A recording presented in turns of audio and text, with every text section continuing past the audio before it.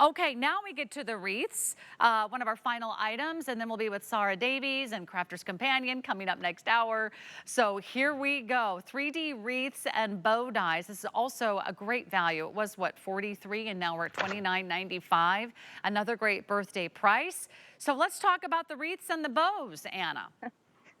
So what's pretty about this is that 3D technology once again, where it's going to engrave and emboss and die cut. You're getting 3 different sizes of the wreath. So you're getting a small wreath with 3 dies, an outer layer and an inner layer to cut, so that you can create that perfectly symmetrical wreath. And then you're getting 3 different types of bows that you can create out of paper: a small bow, a wavy bow, and then a bejeweled bow, which I think is really my favorite die in the set. Now we work really hard to have this incredible 3D technology. We give you great ideas to start with in each die set, and we're just going to take a plain piece of cardstock and we're going to transform it into something that looks very lifelike. It's going to give us the holly or the spruce or whatever you like to make your wreaths out of in the holidays. You can emulate in beautiful papers, especially with our matte foil papers. So you see how every bit of that looks like a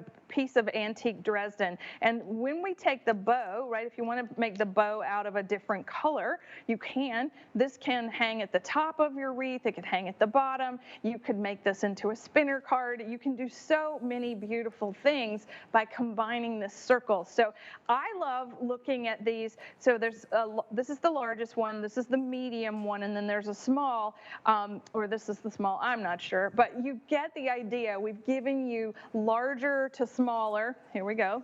All right, large format dies all the way down to something a little more manageable, and the shadow layers for each. You can't see these because these are made out of vellum, but you get the idea that we can really sculpt with the paper. Now I'm going to make a card really quickly and show you if you were starting from, you know, a pretty piece of cardstock or your favorite color palette for the holidays. We're going to take our shadow layer for the wreath. We're going to overlay a second color. The same thing is going to happen for the bow. There's a background and an overlay for each one, and we like to call those the shadow layers. And then this, all we do is put our 'Tis the Season in the center, and we have that gorgeous card. Everything about this is the most traditional way of sending Christmas cards.